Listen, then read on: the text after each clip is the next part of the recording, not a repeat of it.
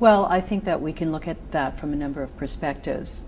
For one thing, media has been deregulated, largely to support corporations and to support their interests, and I think that that has had a huge negative impact on family life. Corporations spend about $15 billion a year marketing directly to children, and they wouldn't be spending that kind of money unless it was extremely effective.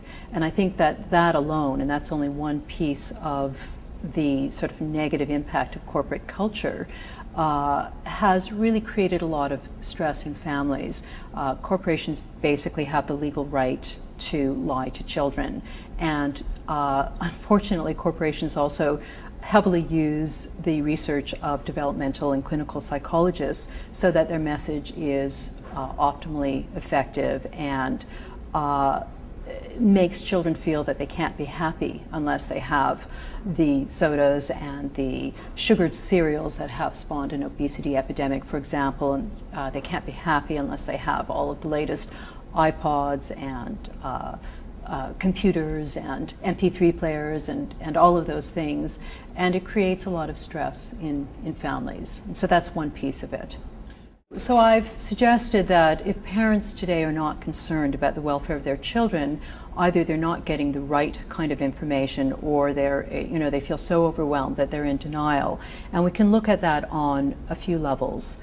First of all, the United States has the weakest public policies in support of families of any wealthy nation. For example, American parents do not even have a single week of paid parental leave. So if you're not in a position to afford to lose a paycheck, that means basically you have to, give birth and go to work the next day. I mean, that's just one of many examples of the extent to which we are not supporting families and children.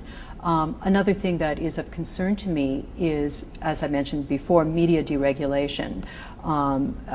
There was a recent study done of 11-year-old boys, and virtually 100% of 11-year-old boys had wittingly or unwittingly downloaded pornography. Why? Because pornographers who put their materials on websites deliberately try to trick the filters that parents may place on internets, on their computers, in order to protect children. And as I mentioned earlier, corporations spend a great deal of time and effort marketing to kids, which have a powerful impact on children's values and just what children know about the world. I think that American parents are primarily anxious because they have so little in the way of public support, and I think it makes their daily lives very difficult. I actually think that parents should be more aware, and I think this is in part the fault of the media that doesn't put these issues. We're busy talking about the JonBenet Ramsey murder, which has sort of reared its head again 10 years after the fact, but global warming should be on the front page of every newspaper. So I think the media is not informing the general public as it should in a responsible way about the issues that really, really should concern us and that really should be a focus for us.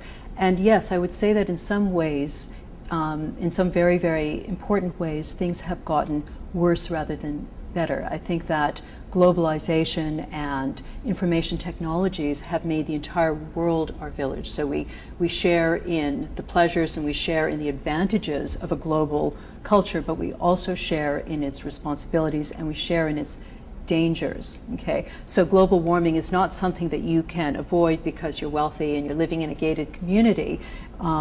It's going to affect third world countries to the same extent that it's going to affect wealthy nations.